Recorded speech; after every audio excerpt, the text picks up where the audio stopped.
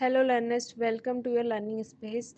In today's video, we will focus on another topic of atomic structure और periodicity. May be periodicity different chapter हो, but जिस syllabus के मैं according मैं पढ़ा रही हूँ उसमें periodicity जो है atomic structure के अंडर ही आता है, ठीक है.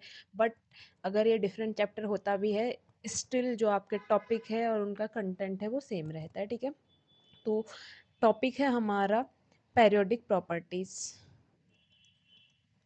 periodic properties. इससे पहले हम डिस्कस कर चुके थे properties of periodic table, but अभी हम पीरियोडिक प्रॉपर्टीज की बात करेंगे. पीरियोडिक प्रॉपर्टीज की बात करें तो क्या होती है पीरियोडिक प्रॉपर्टीज. जो पीरियोडिक टेबल के एलिमेंट्स होते हैं, हमारे पीरियोडिक टेबल में जो डिफरेंट टाइप के एलिमेंट्स हैं उनकी फिजिकल प्रॉपर्टी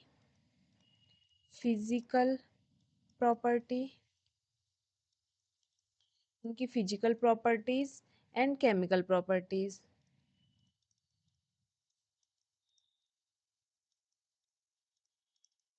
किस तरीके से एटॉमिक नंबर के साथ एटॉमिक नंबर के साथ चेंज होती है. एटॉमिक नंबर के साथ चेंज होती है कहने का मतलब है जैसे जैसे एटॉमिक नंबर जैसे जैसे एटॉमिक नंबर इंक्रीज होता है या डिक्रीज होता है, तो एटॉमिक नंबर के इंक्रीज या डिक्रीज होने पर एलिमेंट्स की फिजिकल प्रॉपर्टी और केमिकल प्रॉपर्टीज़ में क्या चेंज आता है, उन्हीं को कहते हैं पेरियोडिक प्रॉपर्टीज़, ठीक है. तो हम पेरियोडिक प्रॉपर्टीज़ में जो मेन प्रॉपर्टीज़ हम देखेंगे जो आपके सिलेबस में है, दैट इज़ एटॉमिक साइज.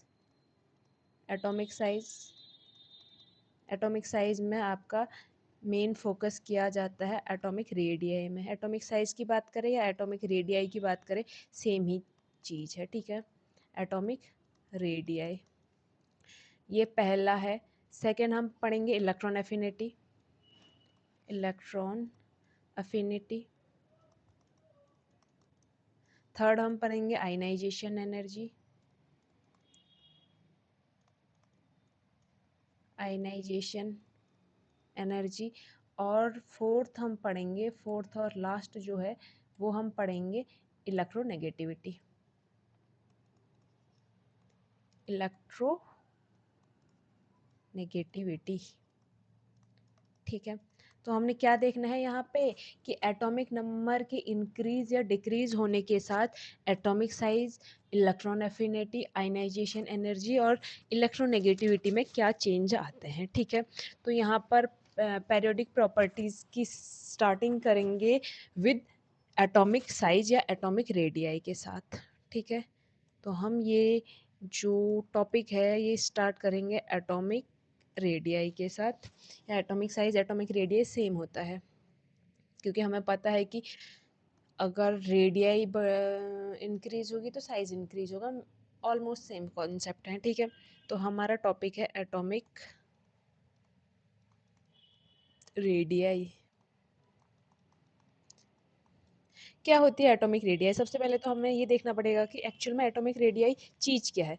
तो एटॉमिक रेडियाई क्या होगा, मुझे पता है अगर मैं किसी भी एटम की बात करूँ तो बीच में उसके न्यूक्लियस प्रेजेंट होगा और साइड में जो सेल्स होंगे उनमें उनके इलेक्ट्रॉन प्रेजेंट होंगे, ठीक है. मैंने अभी एक ही सेल बनाया है. तो यहाँ पे क्या होगा, ये जो न्यूक्लियस का सेंटर है, इस न्यूक्लियस के सेंटर से आउटर मोस्ट जो सेल होगा उसमें जो इलेक्ट्रॉन प्रेजेंट होंगे, इसकी डिस्टेंस ही एटॉमिक रेडियस है. इसकी जो डिस्टेंस है वही एटॉमिक रेडियाई है. नॉर्मली जो सर्कल होता है, सर्कल का रेडियाई हम किसको कहते हैं, उसका जो सेंटर होता है, सेंटर से यहाँ लास्ट में जो ये सर्कल है यहाँ तक के डिस्टेंस को ही रेडियाई कहते हैं. वहीं से ये कॉन्सेप्ट आया है एटॉमिक रेडियाई का, ठीक है. न्यूक्लियस से इलेक्ट्रॉन तक की डिस्टेंस, आउटर मोस्ट सेल के इलेक्ट्रॉन तक की डिस्टेंस को ही एटॉमिक रेडियाई कहेंगे, ठीक है. उसके बाद ये जो एटॉमिक रेडियाई होता है, देखो ये मैंने एक शेल का बनाया है. अगर मेरे पास सेल नंबर ऑफ सेल ज़्यादा है, नंबर ऑफ सेल मैंने ज़्यादा बना दी और यहाँ पे इलेक्ट्रॉन प्रेजेंट है, तो मैं आउटर मोस्ट सेल में ध्यान रखूँगी. ऐसा नहीं कि अंदर के इलेक्ट्रॉन के साथ ही दे दो. आउटर मोस्ट सेल के इलेक्ट्रॉन और न्यूक्लियस के बीच की जो डिस्टेंस होगी उसी को हम कहेंगे एटॉमिक रेडियाई. ठीक है। ये तो हो गया एटॉमिक रेडियाई। अब एटॉमिक रेडियाई भी 2 टाइप की होती है, covalent radii, covalent radii and आयनिक और क्रिस्टल रेडियाई। आयनिक या इसको क्रिस्टल भी कह सकते हैं, क्रिस्टल रेडियाई। दोनों की बात हम करेंगे, ठीक है। तो क्या होता है कोवलेंट रेडियाई? सबसे पहले कोवलेंट रेडियाई की बात कर लेते हैं।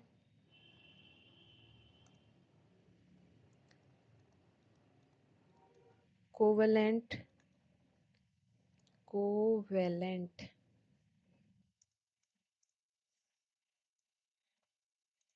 कोवलेंट रेडियाई, कोवलेंट रेडियाई क्या होगी और क्यों इसका नाम कोवलेंट रेडियाई पड़ा है? तो इससे पहले देख लेंगे कि एक्चुअल में कोवलेंट बॉन्ड क्या होता है। अगर मेरा कोई होमोन्यूक्लियाई मॉलिक्यूल है, होमोन्यूक्लियाई मॉलिक्यूल मैंने ए बी ले लिया, ठीक है, ए टू ले लिया, इस तरीके से मेरा एक मॉलिक्यूल है, होमोन्यूक्लियर मॉलिक्यूल है जिसका न्यूक्लियाई सेम है। तो मैं यहाँ पर क्या करूँगी, इन दोनों का मुझे पता है, एक एटम ए है, उसके साथ दूसरा एटम ए है, ये दोनों एटम ने शेयरिंग करके यहाँ पर बॉन्ड बनाया है। तो इन दोनों की शेयरिंग इस तरीके से हुई होगी और इसका न्यूक्लियाई ये होगा और इसका न्यूक्लियाई ये होगा, ठीक है। तो यहाँ पर एक न्यूक्लियस से न्यूक्लियस के बीच एक क्या बना है, बॉन्ड टाइप का बना है।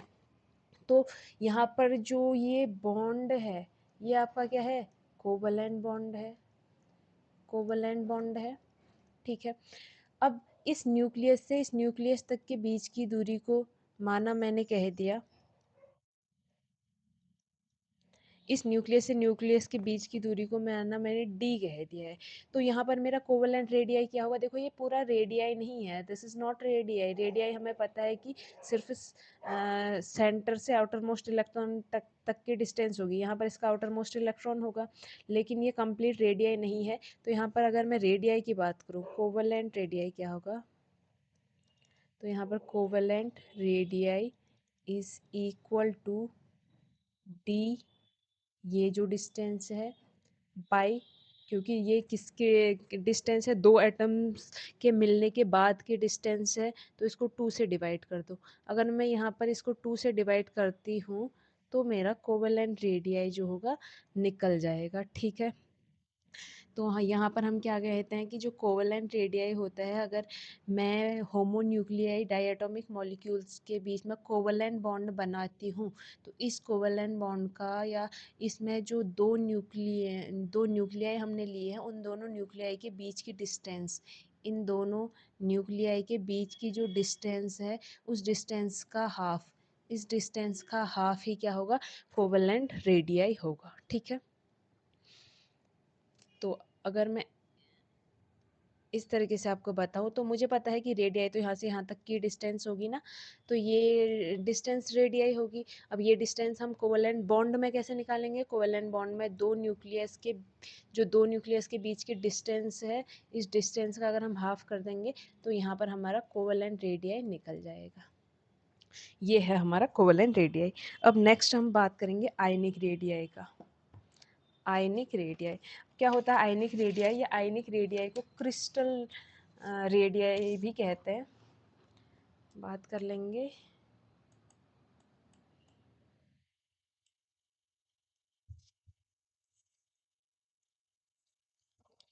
नेक्स्ट टॉपिक क्या है, इसी के अंडर का टॉपिक है आयनिक या क्रिस्टल रेडियाई। क्या होता है आयनिक रेडियाई या क्रिस्टल रेडियाई? सबसे पहले आयन क्या होते हैं उसके बारे में बात कर लेते हैं। अगर मेरे पास एक एटम है, मेरे पास अगर एक एटम है और उस एटम में मैं क्या करूं, इलेक्ट्रॉन ऐड कर दूं, तो यहाँ पर ये जो एटम है इसको मैं इस तरीके से दिखाऊंगी, इसने एक एक्स्ट्रा इलेक्ट्रॉन गेन कर लिया है, तो इसको कहते हैं एनायन। और अगर मेरे पास एक एटम है, उसने एक इलेक्ट्रॉन लूज़ किया है, तो इसके ऊपर एक पॉजिटिव चार्ज दिखाते हैं जिसको कहते हैं कैटायन, ठीक है। ये जो नेगेटिव चार्ज है ये तो एक्स्ट्रा आया हुआ इलेक्ट्रॉन की वजह से है। अब ये जो एक्स्ट्रा यहाँ पर पॉजिटिव चार्ज है ये क्यों दिखाते हैं, क्योंकि माना मेरे पास चाहे पहले जो एटम था वो न्यूट्रल था। न्यूट्रल एटम की जब भी हम बात करते हैं तो न्यूट्रल एटम में जो नंबर ऑफ़ इलेक्ट्रॉन होते हैं वो नंबर ऑफ़ प्रोटॉन के इक्वल होते हैं। तो माना यहाँ पर 4 इलेक्ट्रॉन थे तो प्रोटॉन भी 4 ही होंगे, ठीक है। अब मैंने क्या किया, यहाँ पर 1 इलेक्ट्रॉन लूज़ किया है, 1 इलेक्ट्रॉन यहाँ से चले गया है, तो नंबर ऑफ़ इलेक्ट्रॉन 3 ही बच गए और नंबर ऑफ़ प्रोटॉन 4 हो गए। तो ये जो पॉजिटिव चार्ज शो करता है ये दिखाता है कि यहाँ पर एक जो पॉजिटिव है वो एक्स्ट्रा है, ठीक है। एक्स्ट्रा है किसके कंपैरिजन में, इलेक्ट्रॉन के कंपैरिजन में, यानी कि यहाँ पर अगर 3 इलेक्ट्रॉन है तो प्रोटॉन 4 है, अगर 4 इलेक्ट्रॉन है तो प्रोटॉन 5 है, तो उसके लिए एक यहाँ पर पॉजिटिव चार्ज दिखाया जाता है, ठीक है। एक एग्जाम्पल भी ले लेंगे, जैसे इसका एग्जाम्पल मैं ले लूँ क्लोरीन। क्लोरीन में मैं 1 इलेक्ट्रॉन ऐड करूँगी तो ये Cl- हो जाएगा, ये हमारा क्या है, एनायन है। और यहाँ पर मैंने सोडियम का ले लिया, सोडियम में से 1 इलेक्ट्रॉन अगर लूज़ किया जाए तो ये सोडियम प्लस बन जाएगा, दैट इज़ कैटायन। ये क्या है, हमारा कैटायन है। तो अब क्या होता है एनायन या क्या होता है कैटायन, और किस तरीके से इलेक्ट्रॉन लूज़ करने पर एनायन बनता है और कैसे इलेक्ट्रॉन लूज़ करने पर कैटायन बनता है, वो चीज़ तो हम समझ गए। अब इसमें आयनिक रेडियस या आयनिक रेडियाई क्या चीज़ होगी, तो यहाँ पर आयनिक रेडियाई की बात करूँ, अब यहाँ पर ये जो बने हैं ना, ये दोनों, ये आयन है, चाहे कैटायन हो या एनायन हो, दोनों ही आयन के अंडर आते हैं।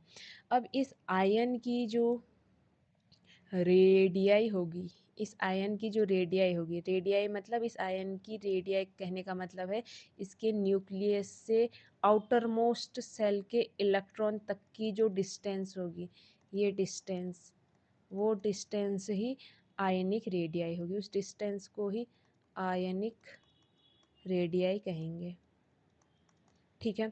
एक बार फिर देख लेंगे कहना क्या चाह रहे हैं। जैसे मेरे पास पहले सिर्फ क्लोरीन था, सपोज़ कि मेरे पास पहले सिर्फ क्लोरीन था, क्लोरीन के पास मुझे पता है, क्लोरीन का आउटर मोस्ट सेल ही देखेंगे, आउटर मोस्ट सेल में मुझे पता है 7 इलेक्ट्रॉन है, 1 2 3 4 5 6 7, 7 इलेक्ट्रॉन हो गए क्लोरीन के आउटर में मोस्ट सेल में, ठीक है। अब यहाँ पर मैंने किया क्या है, ये क्लोरीन का यहाँ पर माना न्यूक्लियस था। अब नेक्स्ट आगे मैंने क्या किया है, क्लोरीन में 1 इलेक्ट्रॉन ऐड करके क्लोरीन का एनायन बनाया है। तो यहाँ पर क्लोरीन का के पॉजिटिव ही होंगे। पहले क्लोरीन का अगर एटॉमिक नंबर की बात करें तो 17 यहाँ पर प्रोटॉन होते हैं, ठीक है। 17 प्रोटॉन होते हैं, 17 प्रोटॉन, इलेक्ट्रॉन भी 17 ही होंगे, 17 इलेक्ट्रॉन मैंने सिर्फ आउटर मोस्ट के साथ ही दिखाए हैं। अब यहाँ पर क्या होगा, यहाँ पर भी 17 प्रोटॉन ही होंगे, 17 प्रोटॉन ही होंगे, लेकिन अब की बार इलेक्ट्रॉन क्या होगा, एक और इलेक्ट्रॉन ऐड हो गया है। तो यहाँ पर जब आप आउटर मोस्ट सेल में इलेक्ट्रॉन देखेंगे वो तो आपके 8 हो ही चुके होंगे। आउटर मोस्ट सेल में आपको देखने को मिलेंगे कि 8 इलेक्ट्रॉन हो गए हैं और टोटल इलेक्ट्रॉनों का नंबर जो हो जाएगा 18 इलेक्ट्रॉन हो जाएगा। अब यहाँ पे क्या हो रहा है, अब मैं अगर आपसे ये पूछूं कि इसकी रेडियाई और इस आयन, ये तो नॉर्मल एटम था, ये नॉर्मल एटम था, लेकिन ये आयन है, एनायन है, इसकी रेडियाई, क्या ये रेडियाई सेम होंगी, नहीं होंगी, क्यों, क्योंकि यहाँ पर 17 प्रोटॉन 17 इलेक्ट्रॉन को पुल कर रहे थे, तो इन शायद इलेक्ट्रॉन यहाँ पे नज़दीक होंगे, लेकिन अब यहाँ पर 17 प्रोटॉन 18 इलेक्ट्रॉन को पुल कर रहे हैं इवन, और यहाँ पर इलेक्ट्रॉन इलेक्ट्रॉन के बीच में रिपल्शन भी होगा। अब कम प्रोटॉन ज़्यादा इलेक्ट्रॉन को खींच रहे हैं तो उतना अच्छे से पुल नहीं कर पाएंगे, इसकी वजह से ये जो रेडियाई है, रेडियाई आपको बड़ी हो देखने को मिलेगी, ठीक है। तो ये जो रेडियाई होगी, इस रेडियाई को आयनिक रेडियाई कहेंगे, आयनिक रेडियाई कहेंगे, और ये आयनिक रेडियाई आपको पता है एटॉमिक रेडियाई के इक्वल नहीं होगी, ठीक है। एनायन के केस में ये एटॉमिक रेडियाई से बड़ी होगी, कैटायन के केस में ये एटॉमिक रेडियाई से छोटी होगी, ठीक हो गया। अब बात यहाँ पर बात करेंगे आयनिक रेडियाई के अंडर ही कि जो कैटायन और एनायन का साइज़ होता है उन साइज़ों में क्या फ़र्क पड़ता है, जैसे मैं अभी बता रही थी ऊपर, उसी को अच्छे से एक्सप्लेन करेंगे। साइज ऑफ कैटायन, सबसे पहले साइज ऑफ कैटायन की बात कर लेते हैं। साइज ऑफ द कैटायन, अगर कैटायन के साइज़ की मैं बात करूँ तो जो मेरा न्यूट्रल एटम होगा, मैंने एक एग्ज़ाम्पल ले रही हूँ सोडियम का। सोडियम में से एक इलेक्ट्रॉन मैं लूज़ करूँगी तब मुझे सोडियम का कैटायन मिलेगा, ठीक है। तो सोडियम का जो नॉर्मल होगा, यहाँ पर मुझे पता है कि 11 प्रोटॉन है। ये 11 प्रोटॉन हमारे क्या हो गए, न्यूक्लियस में हो गए। और यहाँ पर जो हमारा सर्कल होंगे, इसमें मतलब जो हमारे सेल होंगे, इसमें हमारे कितने इलेक्ट्रॉन होंगे, यहाँ भी हमारे 11 इलेक्ट्रॉन होंगे, क्योंकि एटम की बात हो रही है, ये सोडियम का एटम है, ठीक है। लेकिन अगर मैं यहाँ से एक इलेक्ट्रॉन लूज़ कर दूँ, तो अब मैं सोडियम का कैटायन बना रही हूँ, तो यहाँ पर जो प्रोटॉन होंगे, प्रोटॉन तो सेम होंगे, क्योंकि प्रोटॉन कभी इधर उधर नहीं जाते हैं, इधर उधर जाते हैं सिर्फ इलेक्ट्रॉन। लेकिन आप जब इलेक्ट्रॉन के नंबर देखोगे, तो इलेक्ट्रॉन यहाँ पर सिर्फ 10 इलेक्ट्रॉन होंगे। क्यों? क्योंकि एक इलेक्ट्रॉन लूज़ करके ही तो प्रोटॉन बना है, सॉरी कैटायन बना है। तो अब की बारी हो क्या रहा है, ध्यान देना। यहाँ पर 11 प्रोटॉन 11 इलेक्ट्रॉन को पुल कर रहे थे, ठीक है। तो एक एक्सटेंट पर ही पुल करेंगे। लेकिन यहाँ पर इसकी बात की जाए, तो यहाँ पर 11 प्रोटॉन 10 इलेक्ट्रॉन को पुल कर रहे हैं, यानी कि जो पुल करने वाले, खींचने वाले प्रोटॉन्स के नंबर है, वो इलेक्ट्रॉन के कंपैरिजन में ज़्यादा है। इसका मतलब अब की बार जो साइज़ होगा, वो साइज़ आपको रिड्यूस होता हुआ देखने को मिलेगा। क्यों? क्योंकि खींचने वालों की ताकत ज़्यादा हो गई है, खींचने वालों की ताकत ज़्यादा हो गई है, तो वो अपनी तरफ खींच लेंगे, अपनी तरफ खींच लेंगे, तो साइज़ या साइज ही तो रेडियाई है। पहले ये थी, अब ये हो रही है, तो इसका मतलब रेडियाई भी तो घट रही है, साइज कम होगा। एट द सेम टाइम आपको देखने को मिलेगा रेडियाई भी क्या हो रही है, कम हो रही है, ठीक है। तो साइज ऑफ कैटायन की बात करें, कैटायन का जो साइज होता है, कैटायन का साइज हमेशा कम होता है, कैटायन का साइज कम होता है न्यूट्रल एटम के कंपैरिजन में, न्यूट्रल एटम के कंपैरिजन में, ठीक है। Always cation has the smaller size than a neutral atom. हमेशा जो कैटायन होगा, उसका जो साइज होगा न्यूट्रल एटम से कम होगा। क्यों कम होगा? क्योंकि यहाँ पर नंबर ऑफ प्रोटॉन जो है नंबर ऑफ इलेक्ट्रॉन से ज़्यादा हो जाते हैं, तो वो ज़्यादा अच्छे से पुल कर पाएंगे अपनी तरफ इलेक्ट्रॉन्स को, ठीक है। अब साइज ऑफ एनायन की बात करेंगे, तो साइज ऑफ एनायन में भी आप अच्छे से समझ जाएंगे, इसका बिल्कुल अपोजिट होगा। क्या अपोजिट होगा?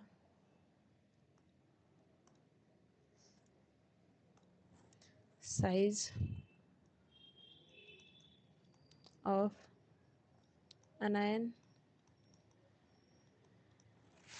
एनायन के साइज की बात करें तो क्लोरीन का एग्जांपल ले ले। क्लोरीन एक इलेक्ट्रॉन ऐड करेगा, तो ये आपका क्लोरीन माइनस यानी कि एनायन बन जाएगा।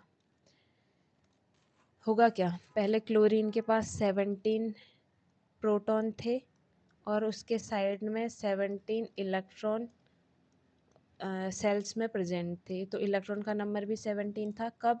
जब हम बात कर रहे हैं न्यूट्रल एटम की, न्यूट्रल एटम ऑफ क्लोरीन का न्यूट्रल एटम है, ठीक है।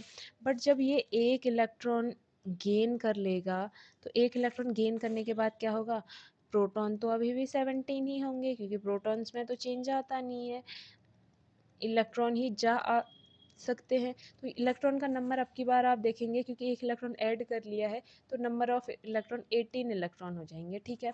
अब होगा क्या, पहले तो 17 इलेक्ट्रॉन 17 प्रोटॉन 17 इलेक्ट्रॉन को पुल कर रहे थे, इनके बीच में अट्रैक्शन था, तो ठीक ठाक एक दूसरे को अच्छे से बैलेंस कर रहे थे, एक प्रॉपर साइज बन रहा था। बट अब की बारी क्या हो रहा है, ये Cl माइनस है।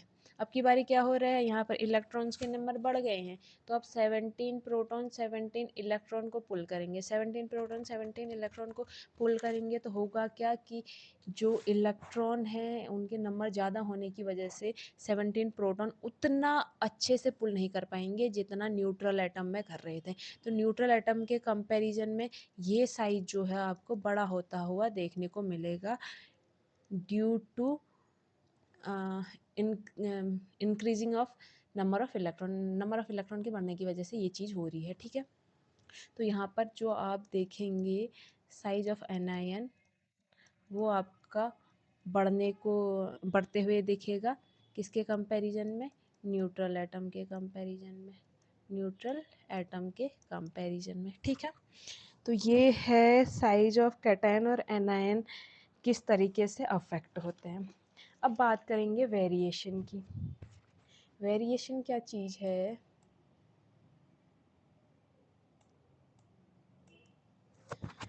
वेरिएशन की मैं बात करूं,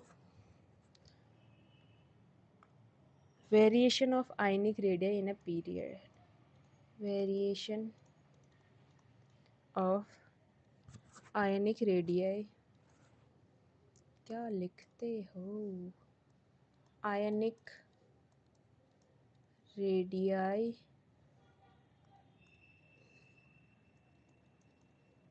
इन पेरियड, पेरियड में आयनिक रेडियस जो है वो किस तरीके से वेरी करती है, ठीक है। अगर देखो आयनिक रेडियस आए या एटॉमिक रेडियस आए, एटॉमिक रेडियस आए, कॉन्सेप्ट सेम चलेगा, कॉन्सेप्ट डिट्टो सेम चलेगा, क्योंकि आयनिक रेडियस को भी तो हम एटॉमिक रेडियस के अंडर ही पढ़ रहे हैं। तो एटॉमिक रेडियस आता है, स्टिल आपका कॉन्सेप्ट सेम चलेगा, कॉन्सेप्ट में कोई भी दिक्कत नहीं आनी चाहिए, आपको कन्फ्यूजन नहीं होना चाहिए। आयनिक रेडियस की जगह बस एटॉमिक रेडियस लिख देना, बाकी सब कुछ सेम चलने वाला है। अब होगा क्या, पेरियड में बात चल रही है, तो पेरियड में जब हम देखो पेरियड किस तरीके से चलता है, इस तरीके से पेरियड हमारा चलता है, first second third fourth fifth six seven, इस तरीके से पेरियड हमारा लेफ़्ट टू राइट मूव करता है। यहाँ पर आप एलिमेंट्स देखेंगे तो फर्स्ट एलिमेंट दिखेगा, देन सेकंड दिखेगा, then third fourth fifth six seven, fifth third four इधर आगे, fifth six seven eight nine ten, इस तरीके से एटॉमिक नंबर चलते हैं किसके, इस तरीके से हमारा एटॉमिक नंबर चलता है पेरियोडिक टेबल में। ओके, अब यहाँ पर होगा क्या, जैसे जैसे हम पेरियोड में लेफ़्ट टू राइट मूव करेंगे, जैसे जैसे पेरियोड में हम लेफ़्ट टू राइट मूव करते हैं, दिस इज़ लेफ़्ट एंड इस साइड को हम मूव करेंगे, जैसे ही लेफ़्ट टू राइट मूव करते हैं होता क्या है, जो यहाँ पर आयनिक रेडियाई हो रही थी, लेफ़्ट टू राइट मूव करने पर आयनिक रेडियाई में क्या चेंज आएगा, पहले कॉन्सेप्ट वाइज देखते हैं। जैसे हम लेफ़्ट टू राइट मूव करेंगे तो हमें एक चीज़ पता है कि जो नंबर ऑफ़ प्रोटॉन है, नंबर ऑफ़ प्रोटॉन या nuclear charge, number of proton वो इंक्रीज़ होंगे। क्यों इंक्रीज़ होंगे, नंबर ऑफ़ प्रोटॉन इंक्रीज़ होने से पहले भी एक चीज़ होती है जो हमें पता है कि हम जब लेफ़्ट टू राइट मूव करेंगे तो हमें पता है कि एटॉमिक नंबर इंक्रीज़ होगा, एटॉमिक नंबर बढ़ेगा, एटॉमिक नंबर इंक्रीज़ होगा। क्यों इंक्रीज़ होगा, देखो ना, लेफ़्ट टू राइट 3 4 5 6 7 8 9 10, तो लेफ़्ट से राइट जैसे जा रहे हैं एटॉमिक नंबर इंक्रीज़ हो रहे हैं। अब एटॉमिक नंबर इंक्रीज़ होगा तो ऑफ कोर्स न्यूक्लियर चार्ज यानी कि नंबर ऑफ़ प्रोटॉन भी इंक्रीज़ होंगे, नंबर ऑफ़ प्रोटॉन भी इंक्रीज़ होंगे। नंबर ऑफ़ प्रोटॉन इंक्रीज़ हो रहा है, इसका मतलब क्या है, न्यूक्लियर चार्ज इंक्रीज़ होगा, न्यूक्लियर चार्ज इंक्रीज़ होगा, न्यूक्लियर चार्ज इंक्रीज़ होगा तो क्या होगा भाई, न्यूक्लियर चार्ज जैसे जैसे बढ़ेगा, देखो न्यूक्लियर चार्ज इस तरीके से बढ़ेगा तो ये बाहर के इलेक्ट्रॉन को और तेज़ी से अपनी तरफ पुल करेंगे, जितने नंबर ऑफ़ प्रोटॉन ज़्यादा होंगे, जितना न्यूक्लियर चार्ज ज़्यादा होगा उतना इलेक्ट्रॉन को अपनी तरफ पुल करेगा, ठीक है। तो यहाँ से मुझे क्या समझ आएगा कि न्यूक्लियर चार्ज बढ़ेगा तो हमारा जो साइज़ है या इफ़ेक्टिव न्यूक्लियर चार्ज भी बढ़ेगा, ठीक है। इफ़ेक्टिव न्यूक्लियर चार्ज बढ़ेगा, लिख देते हैं, इफ़ेक्टिव न्यूक्लियर चार्ज भी बढ़ेगा और हमारा जो साइज़ है, साइज़ ऑफ एलिमेंट, एलिमेंट का साइज़ जो है वो डिक्रीज़ होगा। क्या हो रहा है, देखो एटॉमिक नंबर जैसे जैसे लेफ़्ट से राइट जा रहे हैं तो एटॉमिक नंबर इंक्रीज़ होगा, हमें पता है एटॉमिक नंबर इंक्रीज़ होता है तो नंबर ऑफ़ प्रोटॉन भी इंक्रीज़ होते हैं। अब आप ये कहेंगे नंबर ऑफ़ इलेक्ट्रॉन भी तो इंक्रीज़ हो रहे हैं, बट यहाँ पर एक चीज़ ध्यान रखना कि सेल नंबर कांस्टेंट रहता है, सेल नंबर कांस्टेंट रहेगा।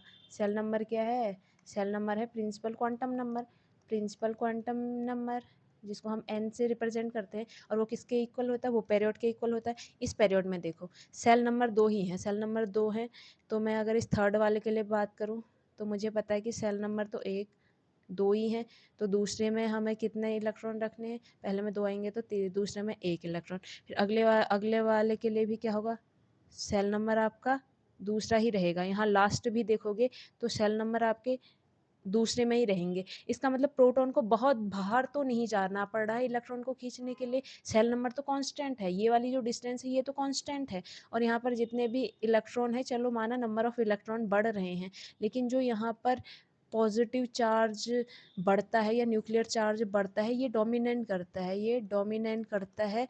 ये डोमिनेट करने का रीज़न ये होता है कि सेल नंबर आपका कांस्टेंट है, सेल नंबर आपका क्या है, कांस्टेंट है। सेल नंबर कांस्टेंट होगा तो जो नंबर ऑफ प्रोटॉन है उनका डोमिनेंस रहेगा इलेक्ट्रॉन को खींचने की तरफ, और न्यूक्लियर चार्ज इंक्रीज होगा, न्यूक्लियर चार्ज इंक्रीज होगा तो इफेक्टिव न्यूक्लियर चार्ज भी इंक्रीज होगा, और इफेक्टिव न्यूक्लियर चार्ज इंक्रीज होगा तो कहने का मतलब क्या है कि जो प्रोटॉन है वो बाहर के इलेक्ट्रॉनों को बहुत तेज़ी से अपनी तरफ पुल करेंगे, तेज़ी से पुल करेंगे तो ये इलेक्ट्रॉन बाहर ना रहकर थोड़ा सा अंदर आ जाएंगे, और रिजल्टेंट क्या होगा, साइज डिक्रीज होगा, साइज डिक्रीज होगी तो रेडियाई भी डिक्रीज होगी, और रेडियाई डिक्रीज होगी तो अगर आयनिक रेडियाई की बात कर रहे हैं तो वो भी डिक्रीज होगी, आयनिक रेडियाई भी क्या होगी, डिक्रीज होगी। ठीक है, एटॉमिक रेडियाई भी डिक्रीज होगी, आयनिक रेडियाई भी डिक्रीज होगी।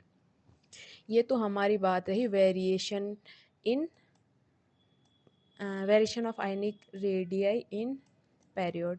अब बात करेंगे variation of ionic radii on group. Variation of ionic radii in group। Group में आयनिक रेडियाई का वेरिएशन अगर मैं देखूं तो हमारा क्या होता है, ग्रुप में हम जब भी बात करते हैं तो हम टॉप टू बॉटम चलते हैं, हमारा ग्रुप इसी तरीके से तो मूव करता है ऊपर से नीचे की तरफ। अगर मैं यहाँ पर देखूँ तो जैसे मैं क्लोरीन वाला ले लेती हूँ, fluorine, chlorine, bromine, iodine, astatine, इस तरीके से। ठीक है, तो ऊपर से नीचे की तरफ हम मूव करते हैं। जब ऊपर से नीचे की तरफ हम मूव करते हैं तो हमें ये पता है कि ऊपर से नीचे की तरफ मूव करने पर एटॉमिक नंबर इंक्रीज होता है, एटॉमिक नंबर इंक्रीज होता है। एटॉमिक नंबर इंक्रीज होगा तो यहाँ पर एक और चीज़ इंक्रीज होगी, क्या, नंबर ऑफ प्रोटॉन या nuclear charge, number of proton या न्यूक्लियर चार्ज भी इंक्रीज होगा। But at the same time आप देखेंगे ये सेकंड पीरियड का है, थर्ड पीरियड का, फोर्थ पीरियड का, फिफ्थ और सिक्स पीरियड का। इसका मतलब यहाँ पर ऊपर से नीचे जाने पर आपको ये मेन चीज़ ये देखने को मिलेगी कि सेल नंबर भी बढ़ रहा है। इसका छठे के लिए देखें तो सेल नंबर 1 2 3 4 5 और 6। ठीक है, तो यहाँ पर हमें क्या देखने को मिल रहा है, सेल नंबर भी इंक्रीज कर रहा है। तो सेल नंबर इंक्रीज करेगा तो क्या होगा भाई, सेल नंबर इंक्रीज करेगा तो आयनिक रेडियाई भी बढ़ेगी, साइज भी बढ़ेगा। सेल नंबर इंक्रीज करेगा तो यहाँ पर मैं इन दोनों का इफेक्ट बताती हूँ। देखो, नंबर ऑफ प्रोटॉन बढ़ने से तो साइज डिक्रीज़ करेगा, साइज डिक्रीज़ करेगा, लेकिन सेल नंबर बढ़ने से साइज इंक्रीज़ करेगा। लेकिन दोनों ही क्या है, रिडंडेंट है, एक दूसरे के खिलाफ चल रहे हैं। लेकिन यहाँ पर जो सेल नंबर वाला कॉन्सेप्ट है, सेल नंबर वाला वो डोमिनेट करता है नंबर ऑफ प्रोटॉन पर, नंबर ऑफ प्रोटॉन पर, नंबर ऑफ प्रोटॉन पर सेल नंबर वाला डोमिनेट करेगा। इसका मतलब ओवरऑल जब आप देखेंगे रिजल्टेंट तो साइज़ आपको बढ़ता हुआ दिखेगा, साइज़ आपको बढ़ता हुआ दिखेगा। तो हम क्या कहेंगे कि जब हम पीरियोडिक टेबल में ग्रुप में top to down, top to down move करते हैं तो हमारा एटॉमिक नंबर इंक्रीज होता है, सेल नंबर इंक्रीज होता है और रिजल्टेंट साइज भी इंक्रीज होता है। यहाँ पर इवन प्रोटॉन नंबर भी इंक्रीज होता है, बट जो सेल नंबर इंक्रीज होते हैं वो डोमिनेट कर जाते हैं प्रोटॉन के इंक्रीज होने पर। ठीक है,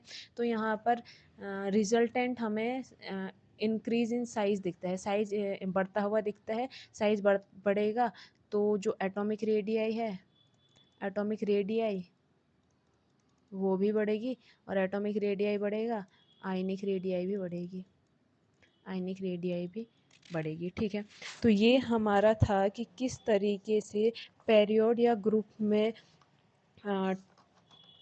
मूव करने पर जो आयनिक रेडियाई है या एटॉमिक रेडियाई है उसमें क्या वेरिएशन आते हैं। ठीक है, अब एक क्वेश्चन ले लेते हैं।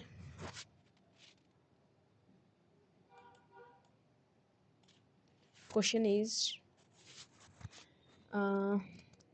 मैं कुछ स्पेसिस दे रही हूँ, इनको आपने साइज में Fe2+, Fe3+ और Fe को आपने साइज़ के इंक्रीजिंग ऑर्डर में लगाना है। तो साइज़ के इंक्रीजिंग ऑर्डर में क्या रहेगा, मुझे पता है यहाँ पर नंबर ऑफ़ प्रोटॉन और नंबर ऑफ़ इलेक्ट्रॉन सेम है, लेकिन यहाँ पर प्रोटॉन ज़्यादा है, यहाँ पर भी प्रोटॉन ज़्यादा है, तो प्रोटॉन ज़्यादा है तो ज़्यादा पुल करेंगे तो साइज़ छोटा होगा। ठीक है, तो सबसे बड़ा साइज़ होगा Fe का, क्योंकि यहाँ पर इलेक्ट्रॉन प्रोटॉन बराबर है, लेकिन Fe2+ में प्रोटॉन थोड़ा ज़्यादा हो गए तो साइज़ को छोटा कर देंगे, और Fe+3 में प्रोटॉन और ज़्यादा हो गए तो साइज़ को और छोटा कर देंगे। ठीक है, एक और क्वेश्चन है, ये आपका क्वेश्चन है कि जो K+ है, K+ जो होगा पोटेशियम प्लस, इसका जो साइज़ होता है वो आपका छोटा होता है इन कंपैरिजन टू Cl-,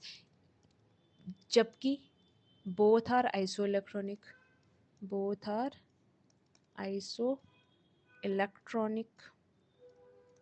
अब दोनों आइसो इलेक्ट्रॉनिक है, तब भी पोटेशियम का साइज़ क्लोरीन से छोटा क्यों है? आइसो इलेक्ट्रॉनिक मतलब नंबर ऑफ़ इलेक्ट्रॉन दोनों में सेम होंगे। नंबर ऑफ़ इलेक्ट्रॉन जब आप काउंट करोगे तो वो सेम होंगे, जिसमें नंबर ऑफ़ इलेक्ट्रॉन सेम रहते हैं उसी को आइसो इलेक्ट्रॉनिक कहते हैं। तो यहाँ पर आपको देखने को मिलेगा कि पोटेशियम का साइज़ छोटा होता है और क्लोरीन का साइज़ बड़ा होता है। इसका रीज़न क्या रहता है? जब आप पोटेशियम को देखोगे, देखो दोनों में नंबर इलेक्ट्रॉन तो सेम है, इलेक्ट्रॉन का जब आप नंबर देखोगे तो यहाँ भी 18 इलेक्ट्रॉन है, इसमें भी 18 इलेक्ट्रॉन है। लेकिन जब आप प्रोटॉन का नंबर देखोगे तो पोटेशियम में जो नंबर ऑफ प्रोटॉन है वो आपके 19 होंगे, और क्योंकि एटॉमिक नंबर के इक्वल होते हैं ना, तो एटॉमिक नंबर पोटेशियम का 19 होता है। और जो क्लोरीन है, क्लोरीन में नंबर ऑफ प्रोटॉन होंगे 17। अब आप देख सकते हैं कि 18 इलेक्ट्रॉन को 17 प्रोटॉन पुल कर रहे हैं, यहाँ पे 18 इलेक्ट्रॉन को 19 प्रोटॉन पुल कर रहे हैं। तो 19 प्रोटॉन ज़्यादा तेज़ी से 18 इलेक्ट्रॉन को पुल कर पाएंगे, अट्रैक्ट कर पाएंगे और अच्छे से कंट्रोल करेंगे। ठीक है, तो इस वजह से इसका जो साइज़ है यही रीज़न रहता है, क्योंकि प्रोटॉन के नंबर ज़्यादा होने की वजह से जो पोटेशियम प्लस है इसका साइज़ आपका कम हो जाता है। ठीक है, यही रीज़न रहता है कि इसकी आयनिक रेडियस भी क्या होगी, इसकी आयनिक रेडियस या आयनिक रेडियाई भी कम होगी। ठीक है, सिंपल सा रीज़न है। दोनों में नंबर ऑफ़ इलेक्ट्रॉन सेम है, लेकिन नंबर ऑफ़ प्रोटॉन पोटेशियम में ज़्यादा है, क्लोरीन में कम है। तो प्रोटॉन ही तो इलेक्ट्रॉन को कंट्रोल करेंगे, एक इलेक्ट्रॉन को अट्रैक्ट करेंगे, और जितना ज़्यादा अट्रैक्ट करेंगे उतना छोटा साइज़ बनेगा। तो यहाँ पर 19 प्रोटॉन होने की वजह से ज़्यादा तेज़ी से इलेक्ट्रॉन को पुल करते हैं और साइज़ को रिड्यूस करते हैं। ठीक है, तो ये हमारा था, दैट इज़ आयनिक रेडियाई, और एटॉमिक रेडियाई भी यहाँ पर ख़त्म होता है। अगर आपको एटॉमिक रेडियाई या एटॉमिक साइज़ आता है तो सेम कॉन्सेप्ट यहाँ पर चलता है।